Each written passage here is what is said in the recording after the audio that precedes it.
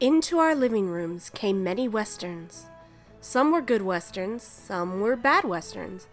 Some were good westerns with some bad in them, and some were bad westerns with some good in them. This is the story of one pretty good western. You're listening to Two Pretty Good Bad Men, an Alias Smith and Jones podcast. I'm your host, Tabitha, and I am here to tell you the story of the wonderful yet tragically short-lived ABC Western, Alias Smith and Jones. It starred Pete Duel, Ben Murphy, and later Roger Davis. It was created by Glen A. Larson, a man most famous for creating shows like Magnum P.I., Quincy, Knight Rider, and a favorite of mine, the OG Battlestar Galactica. The show was run by Roy Huggins, creator of Maverick, The Rockford Files, and The Fugitive. And Maverick's DNA is all over Alias Smith and Jones, but we'll talk about that as it comes up. The show starred Pete Duel as Hannibal Hayes, alias Joshua Smith, and Ben Murphy as Jed Kid Curry, alias Thaddeus Jones. After Duel passed away, Roger Davis took over the role of Hannibal Hayes. Pete Duel was sort of under contract, well, not sort of, he was under contract at the studio at the time, and so he was kind of pushed into doing this show. He had already turned down 2 other shows, and he really didn't want to do this, but he wasn't forced, but he sort of felt like he had no choice.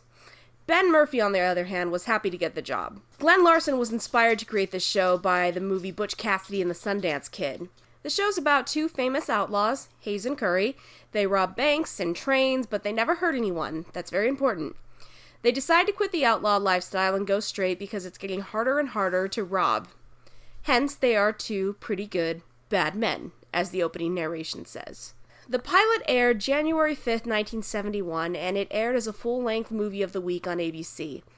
It was directed by Gene Levitt. Now, Levitt had a pretty good television career, a good deal of directing, but a lot more writing, including 5 episodes of Maverick. I told you, Maverick is everywhere. The pilot was written by Glen A. Larson, and it was the first show he created. Before that, he wrote for The Fugitive, The Virginian, and 12 O'Clock High. Also, several episodes of a series called It Takes a Thief, which I've never actually heard of until doing research for this podcast. But it starred Robert Wagner, for whatever that's worth. Larson had a co-writer for this, Douglas Hayes. He was brought onto the project by the network, who didn't think that Larson was experienced enough to handle this on its own. Hayes co-wrote the pilot under the name Matthew Howard because he didn't like to put his name on work where he didn't have sole credit. That's his prerogative, but I just think it's kind of funny that aliases also are everywhere on this show, including behind the scenes. Douglas Hayes also had a very long career in Hollywood. However, he was not very involved with Smith and Jones beyond the pilot and directing 1 more episode in season 1. I don't want to take anything away from his career at all, but I was super excited to find out that he wrote and directed Kitten with a Whip, which made for a great episode of Mystery Science Theater 3000. Roy Huggins was also brought onto the project for the same reason that Hayes was. There wasn't much faith in a newbie like Larson. So Huggins took the job because he kind of saw it as an opportunity to relive his Maverick days, only this time with 2 heroes instead of alternating. He had to bow out of Maverick after 2 seasons due to health problems he was having at the time. He did have a couple of conditions before taking the Smith and Jones job. 1, he wanted to cut down the screen time of Hayes and Curry's gang, the Devil's Hole Gang. They were originally meant to be bigger characters and would appear in, I guess, all the episodes. Huggins cut it down to having them appear only once in a while, and I think this was a good move. I like the Devil's Hole Gang, and they make Smith and Jones feel full and real, but they're just not needed all the time. It's better to narrow the focus on just Hayes and Curry. Huggins' second condition was to push back the time period to the 1880s. You see, Larson originally planned for the show to be set at the turn of the century. The changing technology was supposed to be the reason that our heroes decide to go straight, and I'm actually a fan of Larson's idea here. I'm with him on this one. There are tons of westerns set in the 1800s, like the 60s through the 80s, but there aren't nearly as many set at the turn of the 20th century, and I think that period would have been interesting to explore. I also think it would have helped it stand out a bit more from other westerns. Not that there were many other westerns on TV at the time. Smith and Jones was kind of at the tail end of the western TV craze. Anyway, Huggins didn't think that westerns should be set past the 1880s. It doesn't hurt the show any, but I'll always kind of regret what could have been. Huggins won out, and the show was set in the 80s. Huggins wrote under a pseudonym for the series, John Thomas James. Again, another alias. Who's who? Who knows? Not me. Co-starring in the pilot are Earl Holliman as Wheat Carlson, one of the Devil's Hole gang members and the one gunning to take leadership away from Hayes. I know Holliman from Policewoman, and I like him on that show, but he was also in movies like Giant, the only one of the 3 James Dean movies I haven't seen, and Forbidden Planet. Also, and most excitingly, of course, he was in the very first episode of The Twilight Zone, Where Is Everybody? Dennis Fimple co-stars as Kyle, a gang member who appears most often over the series, and he had a very long acting career. He was Grandpa Hugo in House of a Thousand Corpses right before he passed in 2002. He was also in an episode of Starsky and Hutch. Can my fellow fans guess which one? Moonshine. Of course it was Moonshine. You can also catch Sid Haig as one of the Devil's Hole gang members, which would make House of a Thousand Corpses and Alias Smith and Jones reunion. And I suddenly like that movie better. We've also got James Drury as Lom Travers. Travers isn't a big character, as in he doesn't show up very often, and he's played by different actors throughout his appearances.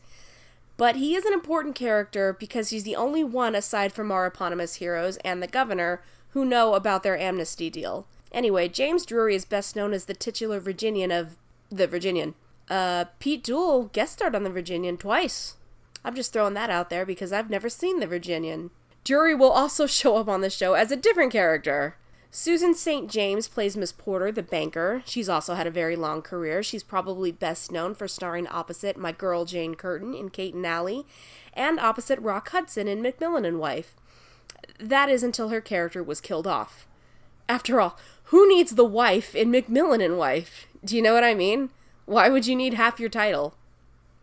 And finally, we have Forrest Tucker playing Deputy Harker Wilkins, best known for the F Troop and, get this, The Ghostbusters. No, not the Aykroyd and Ramis movie. The one with the guy in the gorilla suit. You know, the one that forced the cartoon to change its name to The Real Ghostbusters. Also, he was in The Yearling, which is just Old Yeller, but with a deer instead of a dog. And I only remember that because I saw it once as a child, and there was a Tiny Tim-like character whose name was Fodderwing. The Yearling was weird. With all that out of the way, let's get into the show proper. And straight up, I'll be honest, I don't like this episode. In fact, when I first saw it, I almost turned it off 15 minutes in.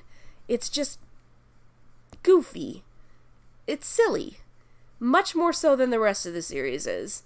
I mean, the series is pretty lighthearted and comedic, but this pushes it. I'm glad I stuck with it because it does get better, but it's rough going. We start out with the voiceover telling us how successive and impressive Hayes and Curry were as outlaws. The most successful outlaws in the West. Cool. So what's the first thing we see them do? Fail to rob a train. They do stop the train, so step 1 is a success. And I do love how Hayes and Curry introduce each other as opposed to introducing themselves. They're very proud of each other and very proud to be the other's partner. And while this show makes it clear that Hayes is the leader of the gang, he and Curry refer to each other as partners. Curry isn't just another member of the gang, and he's not just Hayes' protector. He's the fastest gun in the West. But they're partners, and they don't let anyone forget that. Now, back to the failed robbery. They get all the passengers out of the way and to safety because they're not monsters. They don't want to hurt anyone, much less innocent people. They just want the money. They set up the dynamite and wait for the explosion, which does not come. They're understandably a bit hesitant to go and find out what the problem is. Kyle, the best member of the gang, insists that Hayes should go as the leader and all. Hayes offers to secede partnership to the kid, but no, the kid wouldn't do that to him. Hayes ever so cautiously goes to check out the dynamite, which didn't go off because it was wet. Hayes blames Kyle for this, but Wheat comes to his defense and blames Hayes for taking a shortcut through the water. In another timeline, this show is about Wheat and Kyle. While this is going on, a woman from the train named Birdie keeps trying to chat with them. She tells them they don't seem cut out for this kind of work, and from what we've seen, she's not wrong. And they never do anything in this episode to change that perception. Anyway, she gives Kid a paper advertising the governor of Wyoming's amnesty program, and he pockets it for now. Originally, this character Birdie had a larger role in some capacity. I'm not sure what that would have added. She serves her plot purpose and there was no more need for her, so whatever it was wisely cut. With the dynamite a no-go, Hayes tries to break into the safe, which is identified as a Brooker 202. He fails at that too. With the posse on their tail, Hayes refuses to leave $50,000 behind, so they strap the safe to a couple of horses and take it with them. This leaves an obvious trail that the posse can easily follow. The show expressly points this out. It's at this point the first time watching that I nearly shut the show off. But I had paid $20 for the box set. I figured I might as well at least push through the first episode. Where was I? Oh yeah, our protagonist failing at life, right. The gang drags the safe to the top of a cliff and drops it over the edge in hopes of breaking it open. That doesn't work. Wheat pretty easily takes over and Hayes just kind of lets him with minimal fuss. Wheat's plan is pretty much the same. He drops the safe over a cliff, but he thinks he's dropping it from a better position. Only this time, it lands in the water. Hayes says, and I quote, "Well, it could have been worse. It could have been my idea. Hayes, my darling, my love. It was your idea. I mean, it was the same idea." Hayes and the kid finally decide enough is enough and leave before the posse comes. But before they do, Kid brings up the flyer. He asks Hayes what amnesty means. They talk about it for a minute before admitting that they probably wouldn't qualify. The rest of the gang doesn't want to leave the safe, even though they were all for leaving it on the train. Hayes and the kid do end up leaving, but only about 5 seconds before the posse shows up.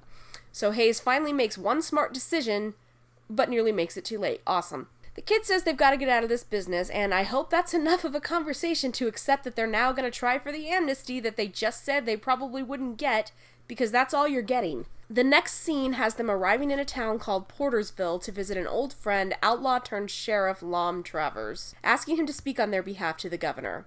It really feels like we missed something.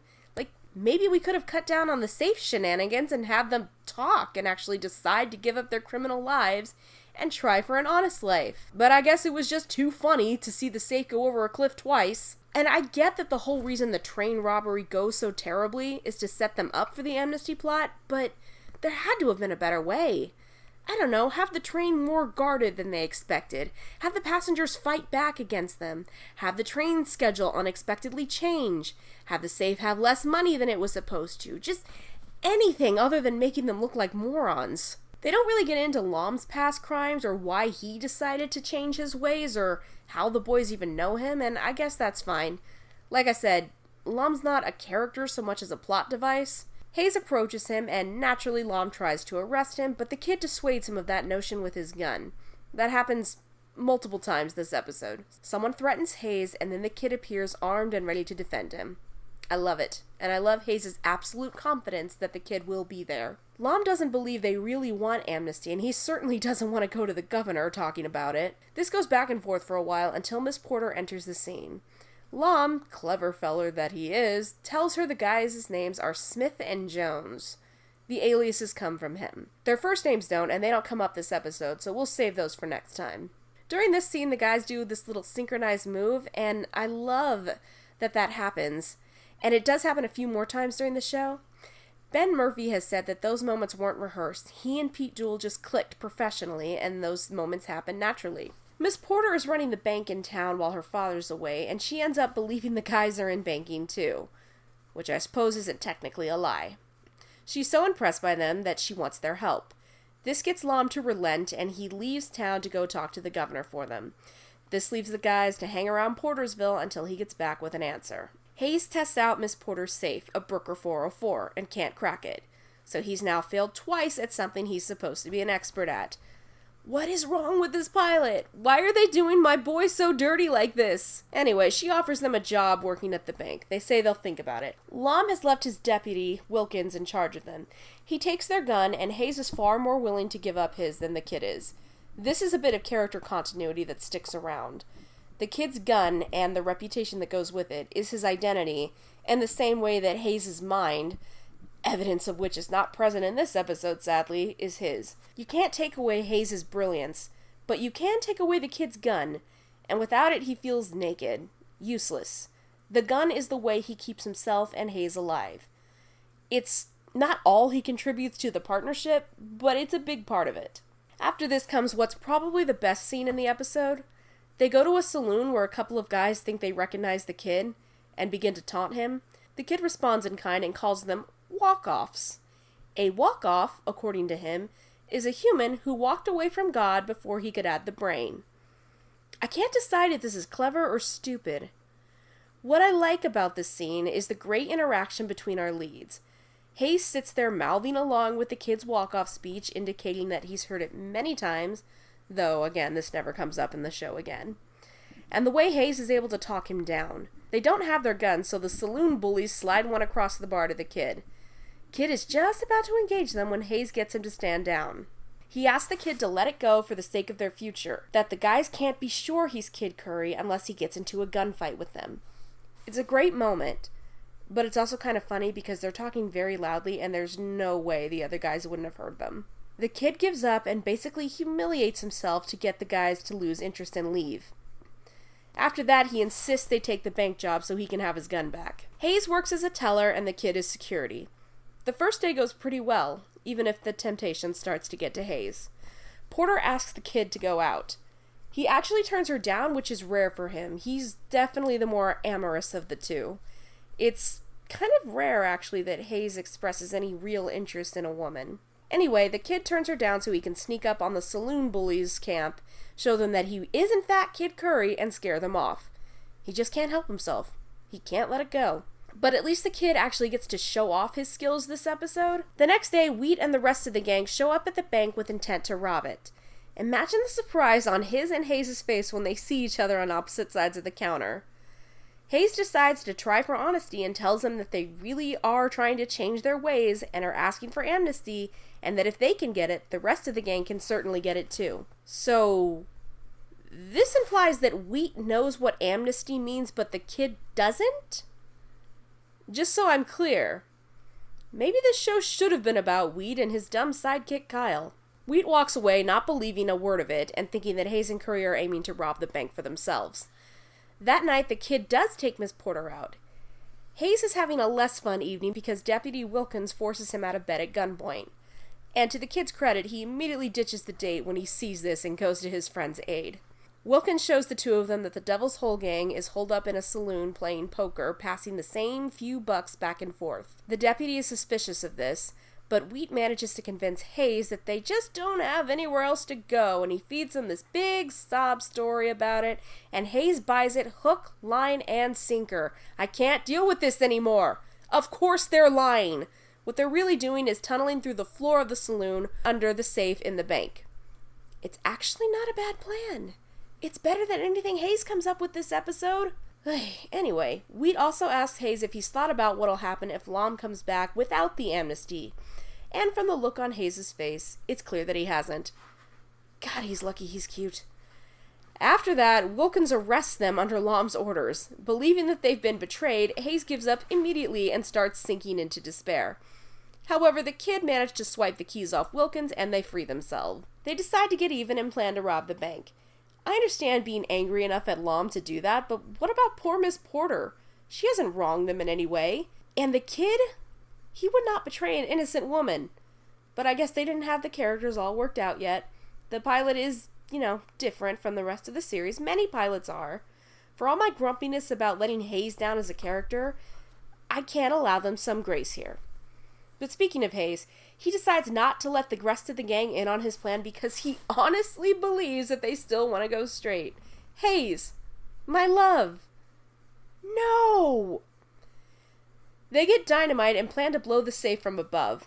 They implement this plan just as the rest of the gang reaches the end of their tunnel.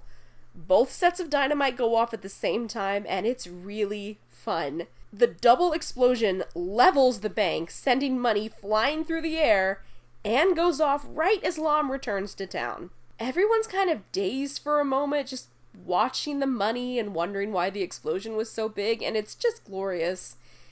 And then comes this little moment, the moment that convinced me to keep watching the show. Hayes picks up the kid's hat and places it on his head and asks if he's alright. It's such a small, sweet, intimate bit, but it made me believe in their relationship, and it gently showcased their chemistry. Pete Duel and Ben Murphy weren't exactly close in real life, But even Ben Murphy admits that he's never had that kind of on-screen chemistry with anyone else. And because of this, I continued to give the show chances. Anyway, Lom, Wilkins, and Miss Porter all run out to see what the hell just happened, just in time to see Hayes and Kidd scare off Wheat and the rest of the gang without them getting their hands on any of the cash. Miss Porter thinks it was all the Devil's Hole gang, and Smith and Jones saved the money. Lom knows better, but decides not to press the issue. He explains that he had them arrested because he didn't want them running off without hearing him out. The governor has granted them probationary amnesty, meaning that if they can stay out of trouble for 1 year, then they'll be free. But in the meantime, they'll still be wanted. And no one but Lom, the governor, and the boys will know about it. Now, if they wanted the show to go on, which presumably they did, making the timeline only 1 year was a mistake. Even Huggins admitted that he should have made it longer. I think it should have been 5 years. A long time to wait for sure, but it would have given the show a longer life had everything gone according to plan. As it stands, even in canon, they end up going well over a year. At least 2 years. And that's where our story ends for now. The boys ride off with their eyes on the prize. Yeah, I'm just not a big fan of the story. Again, if not for the outstanding chemistry between Pete Duel and Ben Murphy, it would have been a total dud. Well, them and Earl Holliman as Wheat. He's pretty entertaining. There are elements that are fun. There's some good gags here and there. I like the walk-off scene, and the explosion at the end was great, but it doesn't show off Hayes very well. It does better with the kid. It tells us plenty of times that they're the best outlaws in the West, but it doesn't show us. It shows us that Wheat is at least just as good of a leader, if not better. It doesn't really get into why they want to try for amnesty beyond having one bad robbery attempt. I mean, it's not like anyone got hurt. Now that would have been a compelling reason. And don't get me wrong, like I've said before, the show isn't exactly heavy, it's pretty light. But most episodes are more serious than this. Even our heroes carry more weight than this. The only glimpse of that in this episode is again the walk-off scene where Hayes all but begs the kid to back down from an impending gunfight. Best line of the episode. There weren't a ton of memorable ones, honestly, but I'm gonna give it to Hayes. When Wheat sees him as a teller, he asks what he's doing here, and Hayes says, "One thing I ain't doing is getting robbed." I liked that. More of that, please. Now, does the episode go to Hayes or the kid this week? Tricky. I want to give it to Hayes for the hat moment at the end, because that's what convinced me to watch the rest of the series. But I also want to give it to the kid for coming across as competent. I'm gonna say the kid. He comes off a lot better in this episode than Hayes does. Next time on Two Pretty Good Bad Men, the boys take a trip to Mexico, learn one of Hoyle's rules for poker, and get in the middle of a feud between Burl Ives and Cesar Romero. Research for this episode comes mainly from the wonderful book Alias Smith and Jones, The Story of Two Pretty Good Bad Men, by Sandra K. Sagala and Joanne M. Bagwell. Thanks for listening.